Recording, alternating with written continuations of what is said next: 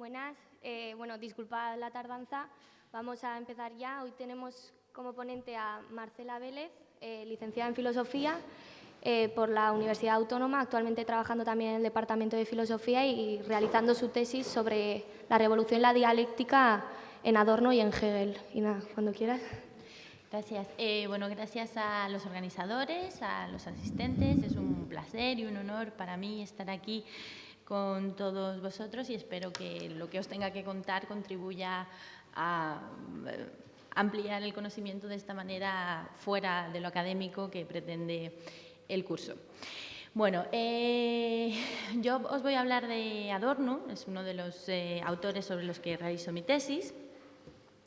Y bueno, la primera pregunta, lógicamente, es quién es o quién fue Theodor Adorno. En la presentación de la sesión de hoy se hace una presentación bastante extensa de Adorno. No quiero tampoco redundar en ella porque no creo que sea lo más importante, pero sí he puesto esta primera diapositiva con algunas de las fechas clave o más importantes porque en primer lugar, quiero destacar que Adorno no fue solamente un filósofo, sino que fue también un importante sociólogo, musicólogo y compositor. De hecho, podemos encontrar en Internet algunas de sus composiciones musicales y de las cuales son de sus primeros años de formación. Y luego, si estudiamos un poco en profundidad todo su pensamiento, su propuesta filosófica, vemos que todas estas distintas ramas, aparentemente desconectadas, finalmente encuentran una conexión. Por ejemplo, a partir de sus estudios sobre la música, empieza a tener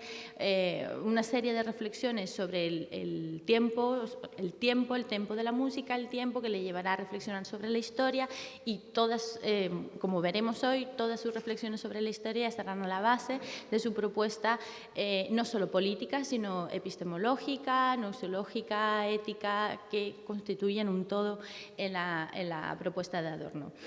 También os he puesto estas fechas porque hay tres grandes hitos que podemos señalar en la producción de Adorno, en la producción bibliográfica de Adorno, que sería la dialéctica de la Ilustración, que escribió a cuatro manos con Horkheimer, la dialéctica negativa, que sería como su obra culmen, y la teoría estética, que no llegó a ser publicada en vida y fue publicada de manera póstuma.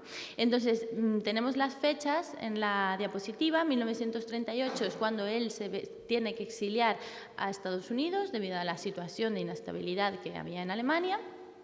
Es acogido por compañeros con los que ya había trabajado en Alemania dentro del Instituto de Investigación Social, ¿no? Miembros de la conocida Escuela de Frankfurt.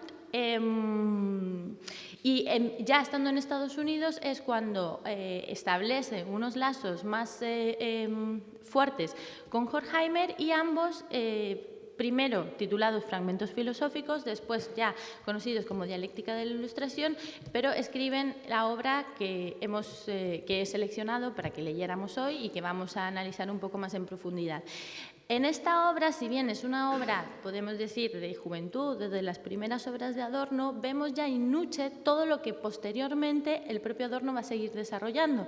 A diferencia de Horkheimer, que va a renegar en cierta medida de muchos de los planteamientos que había presentado en esta obra del 44, Adorno va a continuar pensando aquellos interrogantes que se habían quedado planteados en la dialéctica de la Ilustración y que, si bien aquí no van a encontrar una respuesta, sí van a encontrar esa respuesta posteriormente en la dialéctica negativa en conjunción con la teoría estética. Voy a intentar en las últimas diapositivas, en los últimos minutos, dar unas pinceladas sobre en qué consisten estas respuestas, pero no me quiero entonces meter en un berenjenal.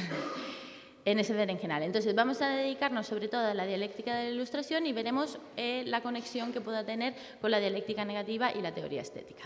Si en algún momento hay algún comentario, alguna pregunta, alguna duda, por favor, levantad la mano y debatimos y comentamos. Igualmente, espero que al final de la clase tengamos unos minutos para hablar. Bueno, si nos vamos a dedicar a la dialéctica de la Ilustración, os he puesto también... Perdón. En la diapositiva, la estructura que tiene la obra, nos vamos a dedicar fundamentalmente a los 2 primeros capítulos, al concepto de ilustración, a entender qué significa ilustración en este sentido de dialéctica de la ilustración, y al primer excurso, Odiseo o mito de ilustración, que además nos importa porque este fue escrito solamente por Adorno. Aunque la obra en total está firmada por ambos, por Adorno y Horkheimer, el excurso Odiseo o mito de ilustración es propio de Adorno y responde a sus preguntas sobre la filosofía de la historia que iremos viendo. Entonces, lo primero que podemos preguntarnos es ¿por qué este título? ¿Por qué dialéctica de la ilustración? Y si nos preguntamos por la dialéctica de la ilustración, nos preguntamos entonces ¿qué es ilustración? Perdonadme si esto es muy básico. Yo no sé qué conocimientos filosóficos podéis tener o no, entonces he preferido empezar por lo más básico y a partir de ahí ir metiéndonos un poco más en materia. Entonces, ¿qué es ilustración? Es el título de un escrito de Kant de 1781, si no me equivoco, en el que, respondiendo a una polémica que había en su tiempo sobre qué se definía por ilustración, nos dice Kant, empieza el texto así: la ilustración es la salida del hombre de su autoculpable minoría de edad. La minoría de edad significa la incapacidad de servirse de su propio entendimiento sin la guía de otro. Uno mismo es culpable de esa minoría de edad cuando la causa de ella no reside en la carencia de entendimiento, sino en la falta de decisión y valor para servirse por sí mismo de él sin la guía de otro. Sapere aude. Ten valor de servirte de tu propio entendimiento. He aquí el lema de la ilustración. Esta es la ilustración resumida en un párrafo, y si vamos a la primera línea de la obra de dialéctica de la ilustración, nos dicen los autores que la ilustración, en el más amplio sentido de pensamiento progresivo, ha perseguido desde siempre el objetivo de quitar a los hombres el miedo y convertirlos en señores. Pero la tierra enteramente ilustrada resplandece bajo el signo de una triunfal calamidad. El programa de la Ilustración era el desencantamiento del mundo. Y, sin embargo, este programa de la Ilustración ha fracasado, como analizarán a lo largo de la obra. ¿Por qué ha fracasado? El modo de ese fracaso lo van a definir como la dialéctica de la Ilustración. Entonces, tenemos que entender que Ilustración no es solamente, en este sentido, el periodo histórico que puede ser definido desde Kant, hablando en términos de filósofos, desde Kant hasta Hegel, por ejemplo, o desde 1700 hasta el 1800, no es solamente un periodo histórico, sino que es una actitud humana que está, en este sentido, resumida en la frase de Kant de «Atrévete a saber, sapere aude».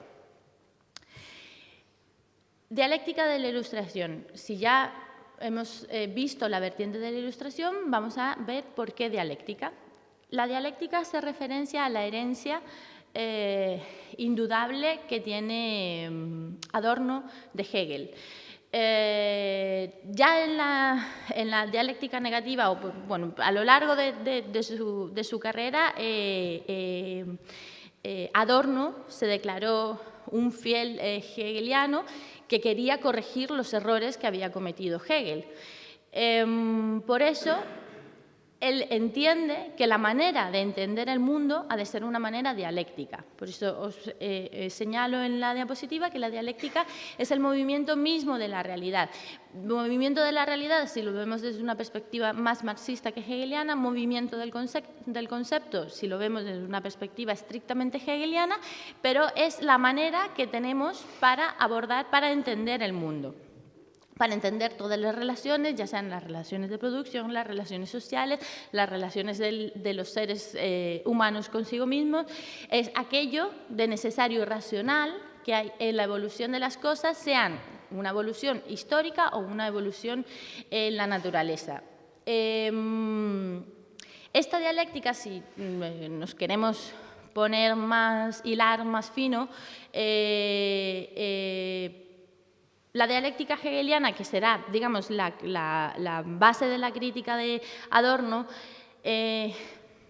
La lectura, mejor dicho, de Adorno de la dialéctica hegeliana la entiende como una dialéctica encerrada o una dialéctica que lleva a una totalidad. Por eso también en la diapositiva, si al final os la quedáis, lo podéis leer con más calma, os defino esa totalidad en el sentido de qué partes corresponden a la totalidad y cuál es el movimiento y la relación que hay entre todas esas partes que configuran la totalidad.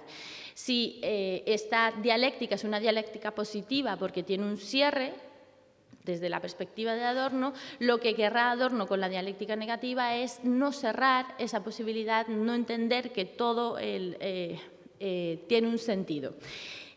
Llevamos esto a un campo más concreto. Si lo llevamos al campo de la historia, para Hegel, la frase que os cito aquí es de Hegel. Para Hegel, la razón gobierna el mundo y, por tanto, también la historia universal ha transcurrido racionalmente. Es decir, desde una perspectiva dialéctica, la razón va pasando por una serie de momentos. Esos momentos llegan a una totalidad que consigue un fin progresivo. Asociado a la idea de la Ilustración, podemos decir que nace la idea de un tiempo lineal que sucede, que va recorriéndose progresivamente. De hecho, en el momento histórico podemos encontrar muchos relatos, por ejemplo, el de Marqués de Condorcet, muchas historias, reconstrucciones de cuál ha sido la historia de la humanidad, siempre partiendo desde un punto humano inferior hacia un punto superior.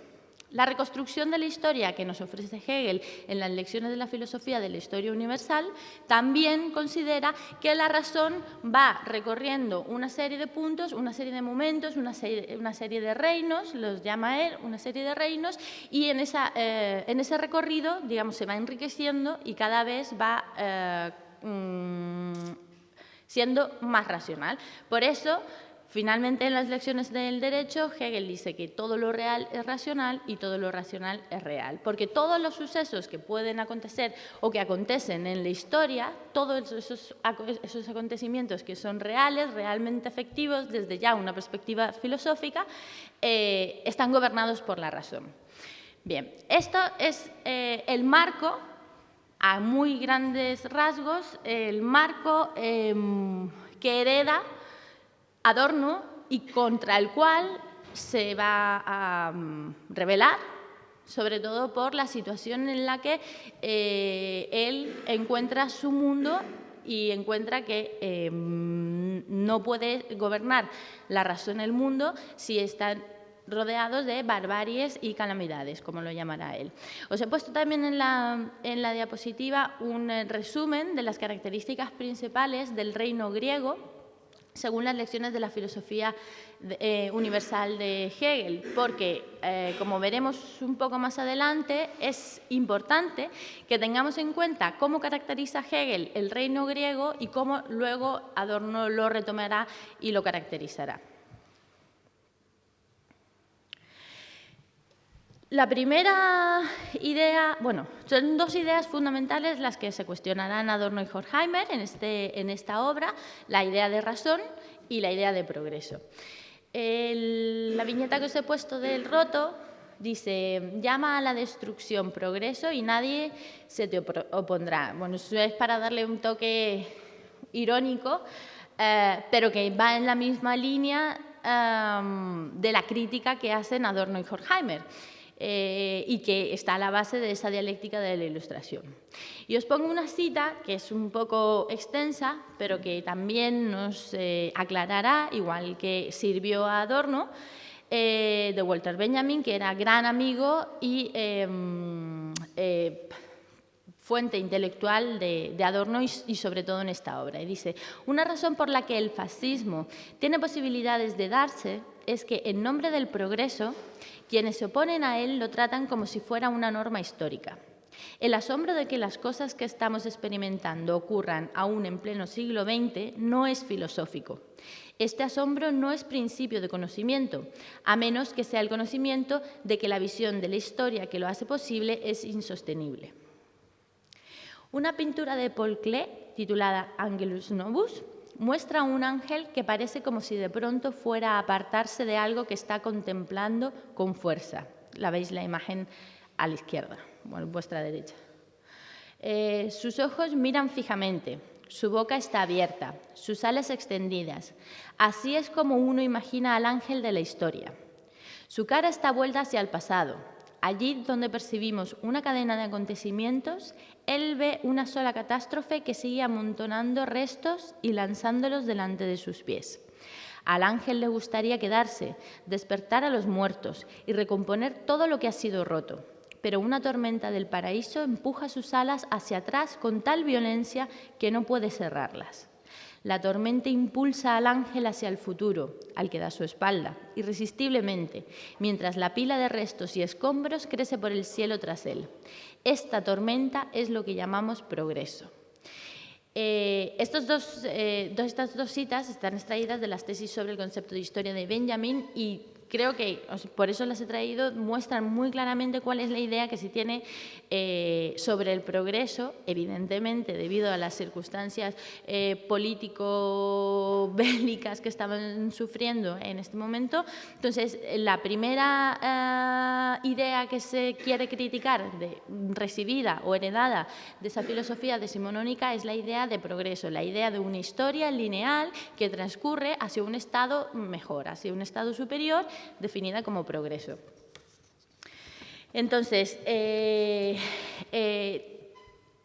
teniendo en cuenta que se quiere entender o se quiere buscar una historia o una manera de entender la historia distinta, uno de los planteamientos fundamentales o de los puntos de partida que tendrán Adorno y Horkheimer es la necesidad de hacer una reorientación de la filosofía de la historia que vaya más allá de una recopilación de hechos, de una concatenación de hechos que vayan hacia lo mejor, que vayan hacia el progreso. Y esto va asociado al replanteamiento de un tipo de racionalidad existente. Según los autores, ha habido una razón que llamarán razón instrumental, que es la que ha dominado desde toda la época ilustrada y que es la causante de la situación de dominación y de opresión bajo la que se encuentran los seres humanos. Entonces, ya entrando en el análisis de la obra, el punto de partida, como os he dicho, es la constatación de esa situación de barbarie. Barbarie la llaman los propios autores por la Segunda Guerra Mundial, estamos en el 44, los fascismos europeos, estalinismo soviético, una sociedad de masas americana. Como una constelación de política del momento en el que se escribió la obra. Y la obra parte de una aporía fundamental, y es que ese pensamiento ilustrado es un pensamiento que consigue lo que había pedido Kant, es decir, la emancipación o la salida del hombre de esa autoculpable minoría de edad, pero a la vez consigue lo contrario, o sea, de una manera dialéctica, de una manera doble o simultánea, mientras que, por un lado, consigue la emancipación, por otro lado, supone también la regresión. Esta es la dialéctica, esta es la parte dialéctica que tiene el pensamiento ilustrado. Esa es la aporía fundamental de la que parten los autores a la hora de realizar el análisis de su tiempo y de proponer una filosofía crítica de su presente en la dialéctica de la Ilustración. Pues esta es la aporía fundamental desde la que parten. Entonces, en la modernidad había una serie de expectativas que se dan por fracasadas en el momento de la escritura de la obra por la situación real, por la situación política, y el instrumento que ha conseguido por el cual se consigue esa emancipación y a la vez esa regresión no es otro que la razón que fue encumbrada o que la razón que fue entronizada durante siglos, décadas anteriores. Esa razón se ha convertido en un instrumento de poder. Podemos resumirlo en la frase saber es poder. Esto quizás puede resultarnos abstracto, por eso he querido también que nos centremos en el segundo de los capítulos de la obra, en el análisis que se hace de de la Odisea de Homero, porque ahí vamos a ver de una manera un poco más concreta cómo esta razón se ha convertido en un instrumento de dominio, ¿vale? Las ideas principales, entonces, de esta dialéctica de la Ilustración son dos, que a la vez se remiten a lo mismo. Por un lado, podemos decir que el mito ya era Ilustración y la Ilustración deviene mito, citando a los propios autores. Es decir, el mito en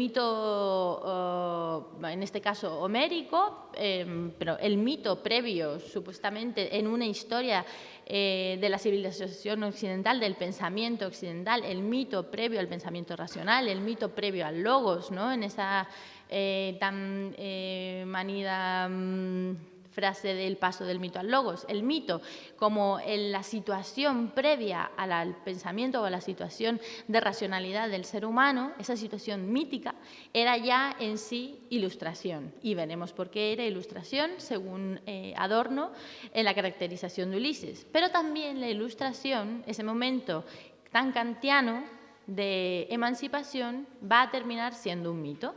Y un mito porque creemos que estamos realmente emancipados cuando no estamos realmente emancipados, cuando estamos realmente encadenados, dominados, sometidos a una razón, al poder de la razón técnica, científica, sea cual sea, pero una razón instrumental, y por eso esa Ilustración o esas pretensiones ilustradas no son más que un mito. Ambos, mito e Ilustración, han tenido siempre el mismo objetivo: emancipar al ser humano, emancipar al hombre a través de la razón. Bueno, como digo, esto lo veremos mejor en el análisis de la Odisea. Luego, la Ilustración, como el momento cumbre de esa razón instrumental, deviene su efecto contrario, en vez de conseguir la emancipación, convierte al ser humano, o tiene ese momento regresivo, digamos, por dos motivos.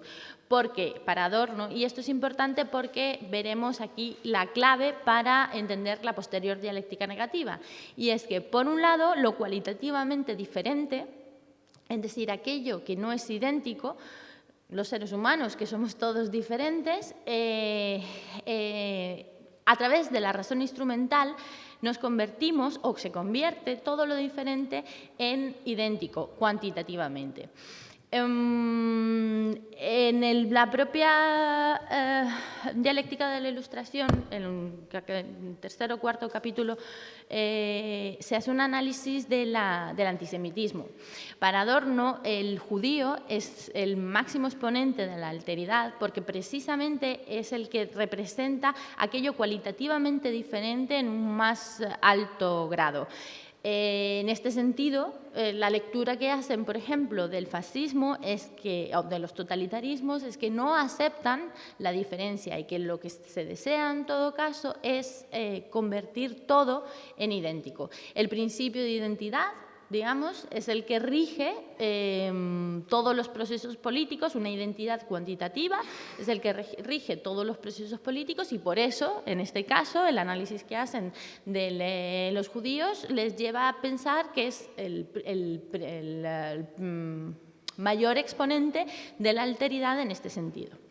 Luego, por otro lado, esa razón instrumental también tiene o muestra ese momento regresivo porque lo que pretende es dominar la naturaleza exterior, pero al pretender dominar esa naturaleza exterior, domina también la naturaleza interna del hombre y domina la sociedad. Por eso también entienden que el fascismo puede ser leído como una venganza de esa naturaleza dominada que vuelve como para reclamar su poder, ¿no? La naturaleza siempre vuelve. Por otro lado, otra de las ideas principales de la obra es que ese progreso engendra barbarie. Y esto viene a decir lo mismo que la primera de las ideas. El mito ya era Ilustración y la Ilustración deviene mito, porque en el fondo es la mecánica propia de esa dialéctica de la Ilustración. Una de las frases más conocidas de Adorno es que toda reificación es un olvido.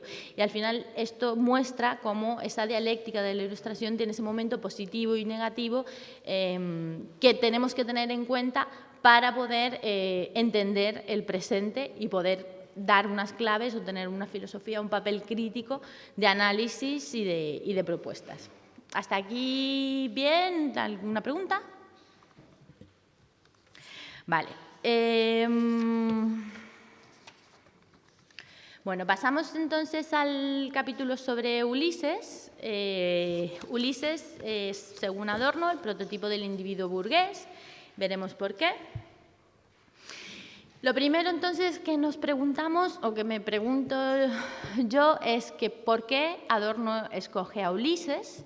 Vuelvo a insistir en que este capítulo pertenece exclusivamente a la pluma de Adorno y en él nos dice que el conjunto de la Odisea homérica, da testimonio de la dialéctica de la Ilustración, de esta dialéctica que acabamos de explicar de manera abstracta y general, ¿no? Ninguna obra es capaz de ofrecer un testimonio más elocuente de la imbricación de ilustración y mito que la obra de Homero, el texto fundacional de la civilización europea, nos dice Adorno. Aquí vemos también la importancia de autores como Benjamin o Lukács, por ejemplo, en la teoría de la novela, cómo la elección de Ulises responde a esas influencias previas. La influencia de Benjamin, ya hemos visto la idea de progreso, la idea de historia, la idea de peinar la historia a contrapelo para entender la historia de una manera diferente, no como la historia contada por los vencidos, sino la historia, el resto que queda más allá de la versión oficial de la historia. Entonces, no entender una historia vista linealmente, sino desde mi perspectiva, yo lo conceptualizaría como algo sincrónico, no una historia con una serie de hitos a unir por un relato, sino con unos momentos que tienen una serie de características concretas que a través de esas características nos pueden dar a entender ese momento en relación con nuestro momento. Entonces, por un lado, esa sería influencia de Benjamin, pero también la teoría de la novela de Lukács, por ejemplo, también nos valdría como una influencia, ya que aquí Lukács denuncia que esa reificación expresada en el proceso histórico acaba por vaciar el contenido y el significado de las formas estéticas. Adorno, en este sentido, piensa que esas formas literarias como por ejemplo el poema homérico, puede reflejar condiciones históricas objetivas y por eso toma, en este caso, una obra que considera, como hemos visto, fundacional de la civilización europea. También creo, esto es parte de la propuesta de mi investigación, creo que es importante que tengamos en cuenta que en 1922 se había publicado el Ulises de James Joyce, que es considerado una de las novelas más importantes del siglo XX y que la forma, veremos al final, la forma, el lenguaje en el que está propuesto este Ulises tiene mucho que ver con la dialéctica negativa de Adorno. Al final, independientemente de si el Ulises de Joyce influye o no influye en Adorno, lo que nos muestra que Adorno tome esta elección con las influencias de Lukács y de Benjamin es que lo que quiere es volver la vista al pasado para retomar la historia, haciendo una interpretación crítica de su presente, pero sin caer en la tentación hegeliana de reconstruir la historia como un todo progresivo, lineal, hacia un futuro fantástico, maravilloso, dentro de un marco de progreso, sino dejando que los hechos hablen por sí mismos, como dice citando a Benjamin, dejando que los hechos vuelvan a la vida, los acontecimientos vuelvan a la vida y así liberar su significado viviente, concreto y evadiendo la dominación. La dominación en este caso de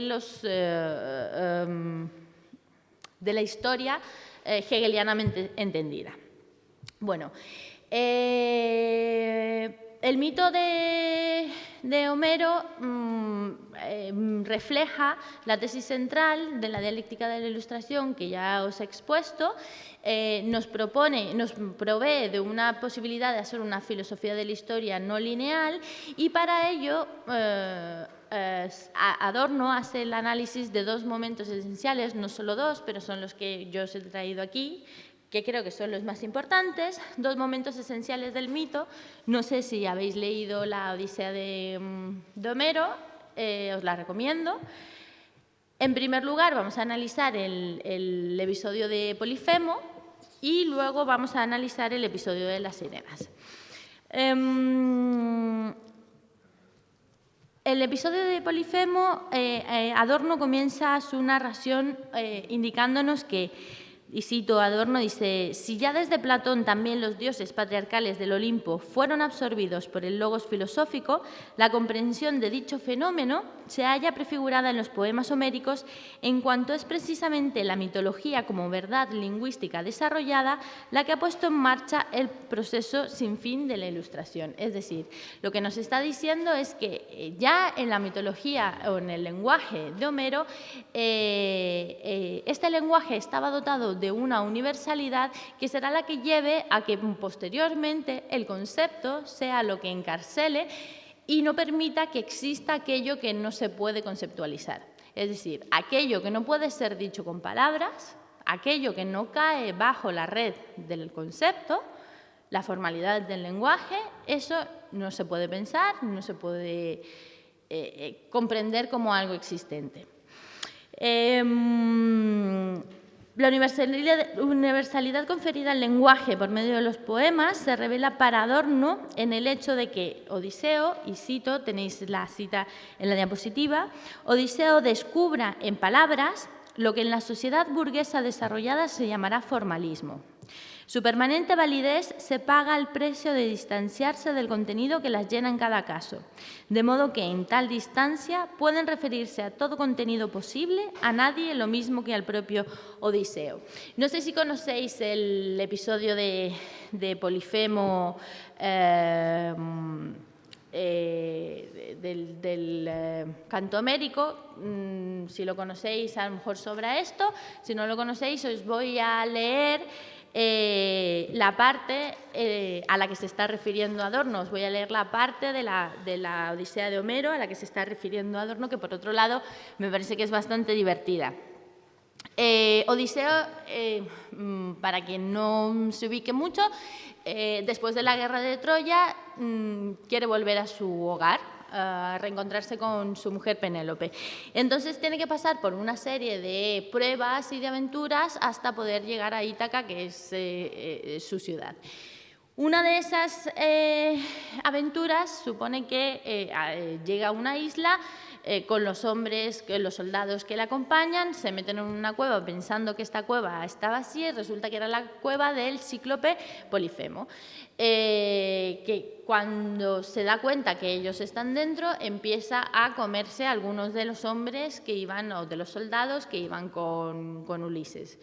Entonces, Ulises, para intentar salvar a los compañeros que estaban con él, urde un plan y se trata de emborrachar al cíclope con vino y cuando éste estuviera ya suficientemente borracho, clavarle una estaca en el ojo y poder huir. Entonces, tal como se narra en el capítulo 9, por si a alguien le interesa, de la Odisea, dice, cuando ya el cíclope estaba borracho, ¿no? Le dice: «Cíclope, preguntas cuál es mi nombre», porque el cíclope le pregunta a Odiseo cuál es su nombre después de haberle brindado el vino. Le dice: «Cíclope, preguntas cuál es mi nombre ilustre y voy a decírtelo, pero dame el presente de hospitalidad que me has prometido». Y le dice: «Mi nombre es Nadie», le dice Ulises, «y Nadie me llaman mi madre y mi padre y mis compañeros todos». Tras narrar el modo como se produce la cometida, prosigue el relato homérico y en la voz de Odiseo, que sigue diciendo: «Dio el cíclope un fuerte y horrendo gemido, retumbó la roca, después de haberle clavado la estaca. Amedrentados subimos prestamente, mas él se arrancó la estaca, toda manchada de sangre, arrojóla furioso lejos de sí y se puso a llamar con altos gritos a los cíclopes que habitaban a su alrededor, dentro de cuevas, en los ventosos promontorios. En oyendo sus voces acudieron muchos, quién por un lado y quién por otro, y parándose junto a la cueva le preguntaron qué le angustiaba. ¿Por qué tan enojado, oh Polifemo, gritas de semejante modo en la divina noche, despertándonos a todos? ¿Acaso algún hombre se lleva tus ovejas mal de tu grado? ¿O por ventura te matan con engaño o con fuerza? Respondióles desde la cueva el robusto Polifemo: «Oh, amigos, nadie me mata con engaño, no con fuerza». Y ellos le contestaron con estas aladas palabras: «Pues si nadie te hace fuerza, ya que estás solo, no es posible evitar la enfermedad que envía el gran Zeus, pero ruega a tu padre, el soberano Poseidón». Lo que nos quiere mostrar Adorno al recordar este capítulo o esta aventura de Ulises es que Ulises pudo engañar al cíclope haciéndose pasar por ser nadie. Y esto nos muestra dos características fundamentales. Por un lado, ese formalismo del lenguaje, del que ya os he hablado, pero por otro lado, y esta es la segunda característica que es más importante, es la astucia de ese héroe, que es el primero de los héroes griegos. En la Ilíada no era así, o sea, los héroes eran de aladas palabras, pero en este caso la característica principal del héroe es su astucia. Esta astucia será la que está a la base del intercambio, de la renuncia y del sacrificio, que caracterizarán a la sociedad burguesa y que por eso muestran en el mito de Odiseo cómo ese mito ya era ilustración. Esto lo podemos ver mejor en el análisis del segundo de los episodios homéricos, que es el episodio de las sirenas. Esto no os lo voy a leer porque es bastante largo, pero bueno, Odiseo está en un barco y tiene que atravesar una zona que es la zona de las sirenas, y esa zona tenía, o la aventura o el peligro era que escuchar el canto de las sirenas suponía volver a un estado de pasado, de embriaguez, una promesa de felicidad como cumplimiento de lo no satisfecho en el pasado, que haría que él no llegara a su casa, a su patria en Ítaca. La cuestión es que tenía que poder atravesar esa zona, no podía evitar escuchar el canto de las sirenas. ¿Y cuál es la solución que se presenta en la Odisea? Y la que nos narra Adorno en su obra es que Odiseo, por un lado, hace que sus compañeros lo aten a él al mástil de la nave, del barco, y a los compañeros remeros les pone cera en las orejas para que no, dentro de los oídos, para que no puedan escuchar el canto de las sirenas. Entonces, consiguen atravesar esa zona de peligro porque los compañeros remeros no caen bajo el poder del canto de las sirenas, mientras que él, Ulises, sí escucha ese canto, pero no puede hacer nada porque está atado al mástil y no puede evitar que los compañeros sigan remando.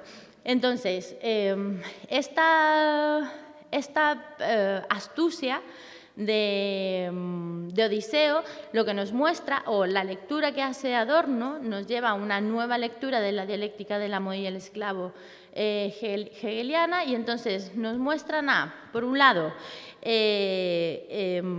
Ulises como ese prototipo de individuo burgués, lo llama Adorno, porque se excluye de la producción y se limita a recoger la plusvalía del trabajo ajeno, engañando a todos aquellos que deben trabajar, es decir, a sus compañeros, los remeros, que deben trabajar para no perecer también, porque si ellos no reman, también van a acabar muriendo. La sociedad, en este caso, queda reflejada en los compañeros, en los remeros, que igualmente sordos, porque llevan los oídos taponados con cera, se convierten en individuos meramente prácticos al servicio de una maquinaria social. Ulises además de ser, en este caso, como os he señalado, el individuo burgués, nos muestra también un hecho fundamental a ojos de Adorno, y es que hay una separación entre el goce artístico que vive realmente el héroe homérico, Ulises, al estar atado al mástil, no puede hacer nada, pero sí escucha el canto de las sirenas y sí puede disfrutar ese goce artístico, mientras que los remeros, que son los que se dedican al trabajo manual, no disfrutan de esa parte artística. Las sirenas, que representaban un poder mítico y natural, y en este caso es importante ese poder de la naturaleza, que queda completamente neutralizado, quedan convertidas las sirenas en un simple objeto de contemplación y el arte, en resumen, queda neutralizado. La parte artística del canto de las sirenas, aparte de ese poder mítico y natural, la parte artística del canto de las sirenas queda neutralizado. Entonces, es toda esta dinámica, tras la lectura de, a través de su astucia, que es la característica, la primera vez que un héroe griego está caracterizado por una propiedad, digamos, intrínseca, que es la astucia, una astucia que además nos lleva a pensar en la astucia de la razón hegeliana. La astucia de la razón hegeliana era la que, en cierta medida, y dicho muy rápidamente, era la que permitía ese progreso de la razón en la historia, para que la razón terminara gobernando el mundo. Esa astucia, que es la astucia de la razón hegeliana, reaparece en Adorno, reaparece en esa caracterización de Ulises y nos muestra que está a la base de toda esta maquinaria, perversa maquinaria social que existía ya en el poema homérico y que es la que se denuncia en el siglo XX propia de Adorno. Además, esta astucia nos muestra que la facilitación técnica, digamos, porque aunque sea de manera muy primitiva, hay cierta técnica en la propuesta de Ulises, hace que la fantasía se atrofie, aparte de que el arte queda neutralizado, la fantasía se atrofia y la naturaleza entonces no es un medio de aspiración al conocimiento, sino solamente un instrumento de dominio de sí misma, de dominio de los hombres y de dominio social. El saber entonces aparece como poder, ese saber astuto de Ulises aparece como un poder y su esencia indisociable es la técnica. Esta astucia además está ligada a una constante renuncia, no solamente en el episodio de las sirenas ni en el de Polifemo, sino que a lo largo de todos los episodios de la Odisea homérica vemos que el protagonista tiene que estar constantemente renuncia a sus pasiones,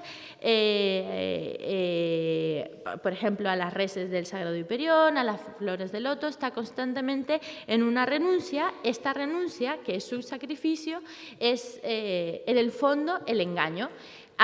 Renuncia a sus pasiones para poder llevar a cabo todos los engaños que le permiten pasar las aventuras hasta llegar hasta su tierra prometida. Y por ende, la razón de su propia astucia adquiere al fin sentido. Dice Adorno, la dignidad del héroe se adquiere solo en la medida en que se mortifica el impulso a la felicidad total, universal e indivisa. Es decir, desde este momento ya está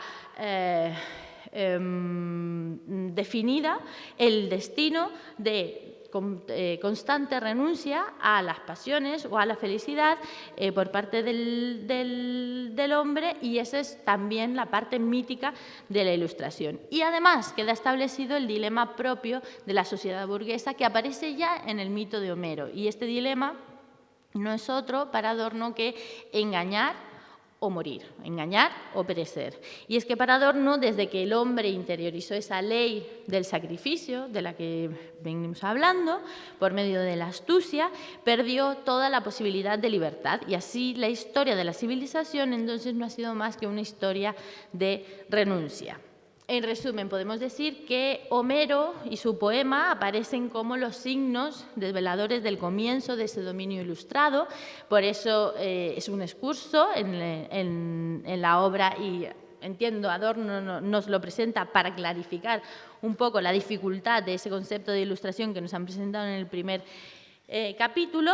Este surgir y perfeccionamiento de la técnica en Grecia coincide, si hacemos un análisis de la propuesta de Hegel del reino griego, coincide con la propuesta de Adorno. Si hilamos muy fino, podemos ver cómo aquí pervive la dialéctica y pervive la herencia hegeliana, pero leído de una manera sincrónica o incluso negativa. Una de las principales críticas que se ha hecho a la dialéctica de la Ilustración... Bueno, ¿hasta aquí tenéis alguna pregunta? ¿No?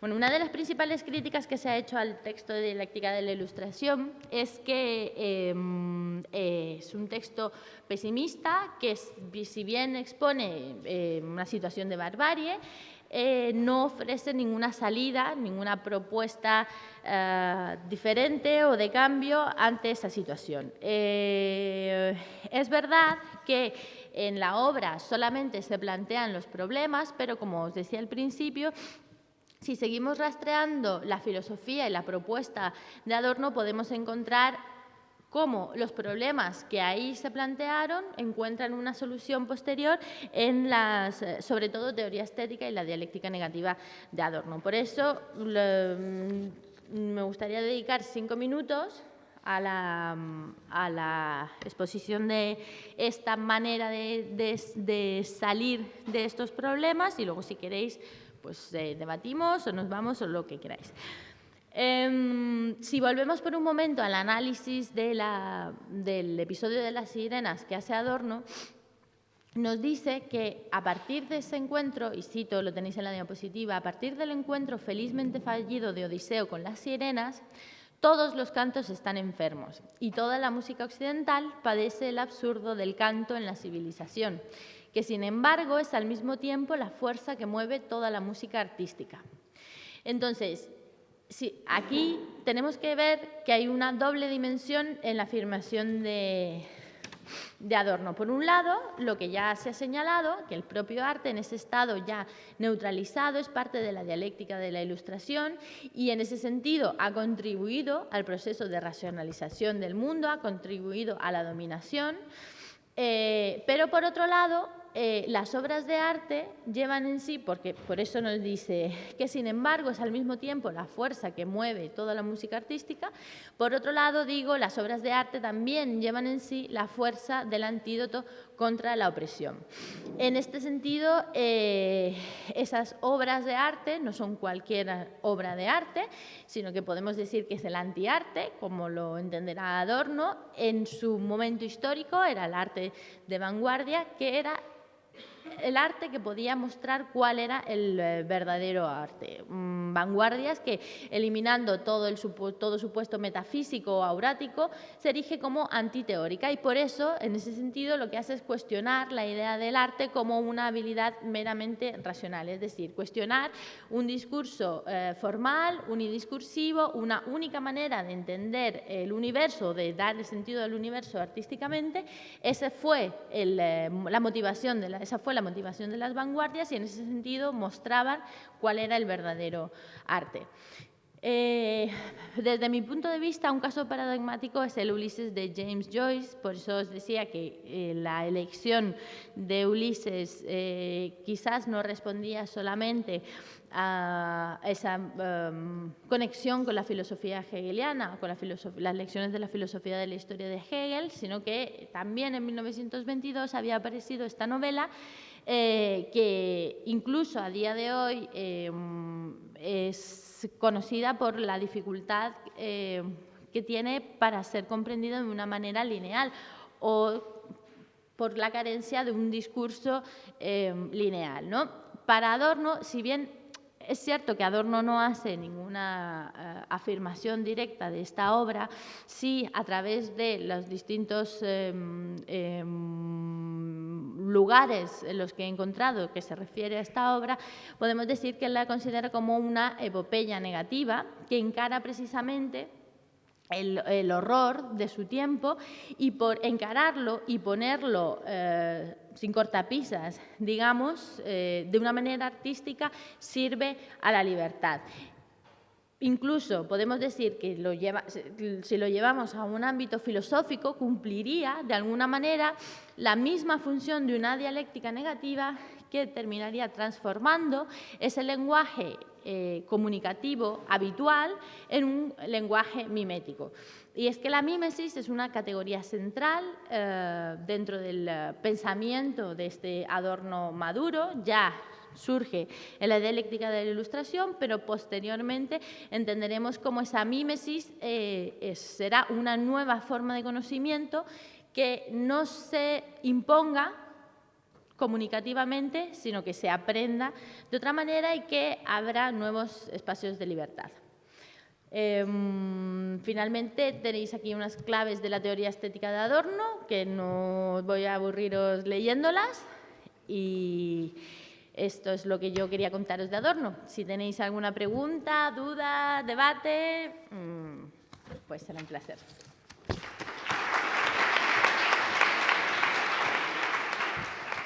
Bueno, pues eso, vamos a dar paso a las preguntas.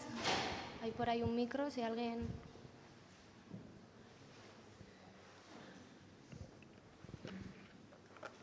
Si no, empiezo yo, porque a mí con esto último que has hablado sobre la mímesis, no sé si ya me ha pillado un poco despistada, pero no he entendido bien qué querías decir con... Mira, a ver, creo que lo tengo por aquí. Es decir, es una forma de conocimiento que pretende... Mira, dice, en mínima moralia, es una forma de conocimiento... Sí, pero... ¿Sí? Es una forma de conocimiento que quiere superar la linealidad del concepto, por ejemplo, o sea, el dominio de lo conceptual, ir más allá de lo que se puede expresar bajo el concepto y que capture lo que no se puede apresar. Te leo una cita de Mínima Moralia en la que habla de la mímesis y dice: lo humano se aferra a la imitación. La mímesis refiere a la imitación previa a la existencia de un pensamiento racional existente en Grecia, ¿no? Al momento del mito, el aprendizaje se llevaba a cabo por mímesis, ¿no? Entonces dice, lo humano se aferra a la imitación. Un hombre se hace verdaderamente hombre solo cuando imita a otros hombres. En este comportamiento, forma primaria del amor, olfatean los sacerdotes de la autenticidad la pista de aquella utopía que podría sacudir la estructura del dominio. Entonces, no se trata de una mera imitación, un aprendizaje por imitación, sino un aprendizaje que va más allá de lo que se puede establecer por medio de unas reglas, por medio de unas pautas, por medio de un conocer matemático científico. Es un aprendizaje que esté vivo. Al final, la mímesis a lo que se refiere es a la vida que queda más allá de lo que cae bajo el concepto, de una razón instrumental que termina matando todo porque termina encasillándolo todo, sean leyes matemáticas, sean conceptos, en ideas, pero siempre hay cosas que van más allá y que solamente se pueden aprender a través de un aprendizaje vivo, un aprendizaje mimético, más o menos.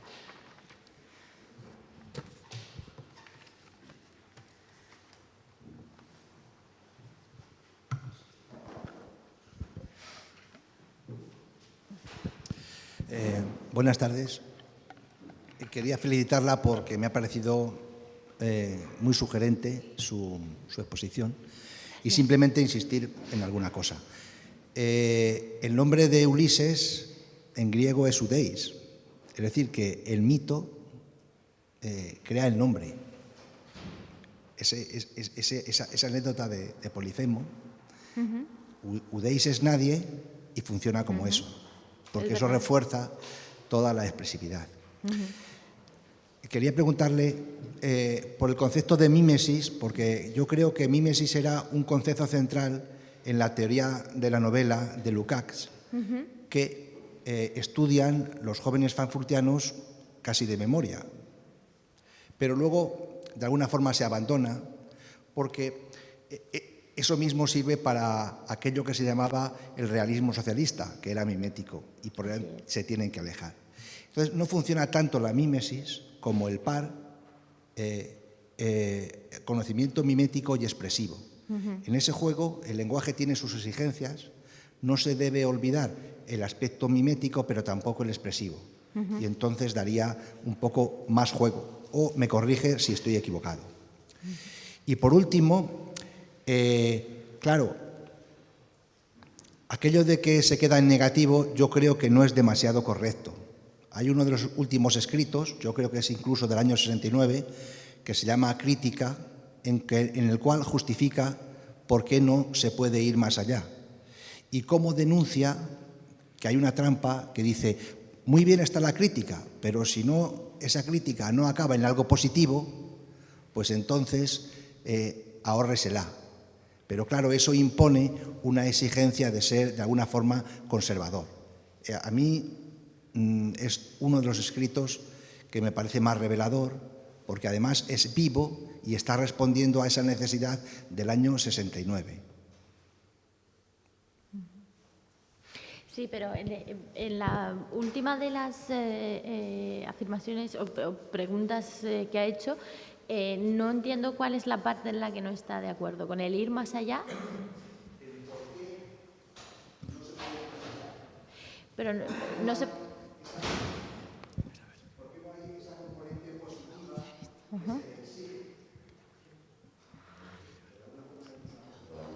Claro, sería unir más allá de lo planteado en los problemas planteados, porque no puede haber un ir más allá, porque caeríamos en un estado de positivización, ¿no?, de totalización.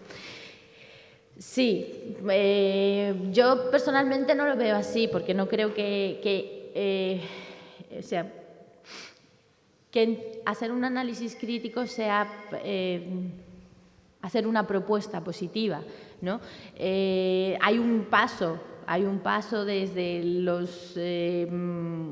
planteamiento de los problemas de la dialéctica de la ilustración a la intención de la dialéctica negativa. En el fondo, yo entiendo que la dialéctica negativa es una manera de proponer, es una manera complicada de proponer, es una manera de proponer, sin cerrar, dejando que quede todo abierto, pero al final es una manera de proponer, es mi lectura. Y en este caso también, o sea, la idea de Ulises y de cerrarlo con la teoría estética y la dialéctica negativa, viene a ser en términos muy básicos, viene a ser algo similar, ¿no? Bueno, hay un planteamiento de un problema, pero si buscamos más allá, no hay ningún indicio claro de que la obra de Joyce pudiera influir a la hora de elegir el personaje de Ulises para caracterizar la dialéctica de la ilustración. Pero si vemos que escribe a lo largo de, ya en el año 63, en las notas sobre literatura, que escribe sobre Joyce, Adorno, podemos interpretarlo, son interpretaciones. Por eso lo he comentado, eso es parte de mi investigación y no es nada académico. Pero bueno, es una propuesta que a mí personalmente me parece sugerente y que como parte de mi investigación quiero compartir. Luego, por otro lado, el concepto de mímesis es verdad que viene de la teoría de la novela de Lukács, que influyó muchísimo. También es verdad en todos los autores de la época y sobre todo en Adorno, ¿no?, en este momento, en este Adorno del 44. Y también es verdad que Adorno se alejaría mucho de Lukács y tendría con él esa polémica sobre el realismo. Pero habría que buscar quizás antiadornianamente qué concepto utiliza en una época y en otra en alemán para referirse a esa mímesis, si hay algún cambio en ese concepto, si hay un alejamiento de ese concepto lucasiano o sigue refiriéndose a él, pero lógicamente más allá del realismo socialista, ¿no? La cita de Mínima Moralia, que le he leído a la compañera, yo creo que muestra muy bien cómo Adorno lo entiende como un nuevo modo de conocer, que no es realmente no es un modo nuevo, que quizás es el modo más antiguo, más primitivo de conocer, el modo más vivo de conocer, ¿no? pero que lógicamente hunde sus raíces en esa teoría de la novela de Lukács y que aquí, hablando de literatura, pues también tiene sentido. Pero es algo que es bien interesante y que lo voy a anotar para buscar si hay algún cambio en el concepto utilizado entre el 44 y el 69 en ese concepto de mimesis.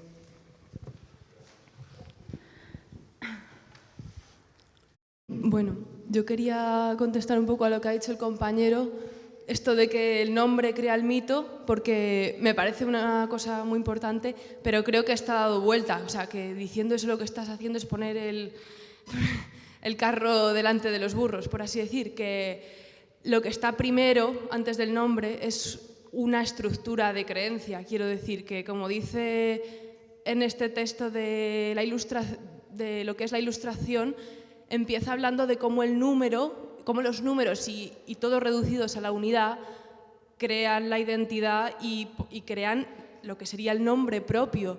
Pero todo esto ya es una estructura de creencia que es lo que mantiene, por así decir, a Ulises en su cosa de individuo burgués, que antes que burgués e incluso antes de todas sus batallas lo que está haciendo es conservar su identidad y preservarse de, como lo llama Adorno, las fuerzas de la dispersión, que serían las sirenas y todo esto. Pero, vamos, me parece un error pensar que el nombre está antes. Claro. Porque el nombre no es ninguna cosa natural, así como no lo es ni el uno ni el individuo. Claro. Y entonces, pues, Y también quería preguntarte, porque me parece una de las cosas más importantes que hay en este texto, y no he oído que lo citaras, la cosa del número que sale al principio, e incluso la relación que esto tiene con el placer, con la negación al placer, en cuanto a no querer perderse. Que eso sí que es muy burgués, pero por otro lado, claro. Y esto. Sí, así es. Bueno, estoy completamente de acuerdo contigo en cuanto al nombre y al mito. Yo al menos no he entendido que el compañero se refiriera a que el nombre es anterior al mito, sino que ha puntualizado que Ulises, la traducción o el origen griego, fonéticamente se parece mucho a la palabra nadie. Entonces hay un juego de lenguaje que es utilizado en el mito, ¿no? De ahí viene el mito, no puede venir el mito entero de Ulises de ahí porque es un episodio, pero en ese momento se utiliza ese juego que quizás nosotros perdemos ese sentido al no leerlo directamente en griego antiguo, pero lo he entendido que el comentario del compañero se refería a esto, a puntualizar esta información que yo no la había dicho y que le da aún más riqueza, ¿no?, a la propia teoría de Adorno de cómo el lenguaje está creando aquí una serie de estructuras que permiten al héroe, a Ulises, salir vencedor, ¿no?, que en el fondo es lo que nos viene diciendo y lo que nos has dicho tú, ¿no? Bueno, salir vencedor, engañar, pero claro, precisamente eso es lo que denuncia Adorno, o sea, el engaño es su victoria. Y ahí es donde está la perversidad de esa ilustración que ya estaba en Homero. El engaño, el poder engañar por medio del lenguaje, del uso pervertido del lenguaje, poder engañar al cíclope es la victoria del héroe. Y como puede engañar, entonces le dice, soy nadie, me voy, y sigue, y al final llega a su patria. Y entonces eso es lo que él consigue, es su victoria. Y esa victoria, que en este caso viene por una cuestión de lenguaje, de conceptos, es idéntica si nos ponemos en el caso de los números. Al menos a la referencia que estabas haciendo tú de lo primero que dice en el análisis del concepto de ilustración es el dominio, por eso, de esa razón instrumental, como utiliza el lenguaje, como utiliza los números, como herramientas de poder, herramientas que encarcelan la realidad, que encarcelan esa vida que hay más allá de las cosas, y las determinan, las predeterminan, las identifican y las hacen todas iguales, sean palabras, sean números o sean personas, ¿no? Pero es su cárcel, claro, es su cárcel. ¿Por qué? También porque ¿a qué renuncia él cuando, no en el caso de Polifemo, pero sí en el caso de las sirenas, por ejemplo, ¿a qué renuncia él? Renuncia a sus pasiones, renuncia en el fondo a su felicidad, ¿no? Hay un relato de Kafka sobre el episodio de las sirenas que lo plantea completamente al revés y entonces muestra cómo Ulises se cree y él es feliz porque se hace atar al mástil y piensa que las sirenas están cantando y las sirenas están en silencio y lo único que hacen es la mímica de cantar. Y entonces él piensa que no las está oyendo y lo muestra completamente al revés. Y ahí lo que nos está mostrando es a qué está renunciando. Él está renunciando a la pasión o a la felicidad que puede obtener de escuchar a las sirenas, del poder mítico y el poder natural, reprimiéndolo. ¿A través de qué? De la astucia y de la astucia del engaño, de engañar a las sirenas o de engañar a la naturaleza, que en el fondo es un engaño a sí mismo. Porque esa naturaleza, ese intento de dominio exterior se revierte sobre el interior y al revertirse sobre el interior termina convirtiéndose en una cuestión social.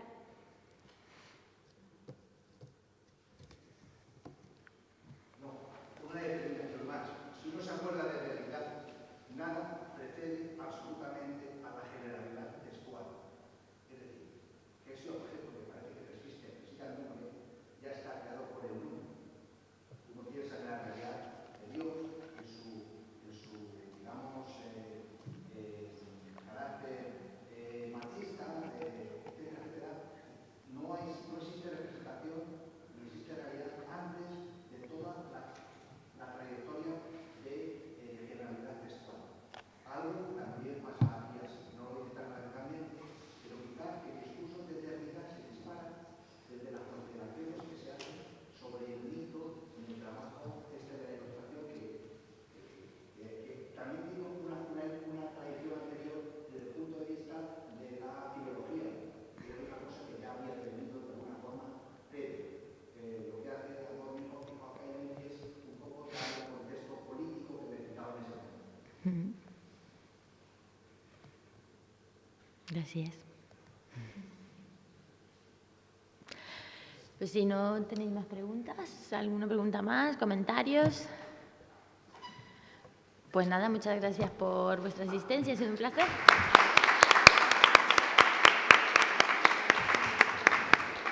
Bueno, antes de nada, dar muchas gracias a Marcela por venir hoy y deciros que la siguiente sesión de Althusser será después de la semana, el lunes y el miércoles, ¿no? Sí. Ay, después de Semana Santa, perdón, el lunes y el miércoles.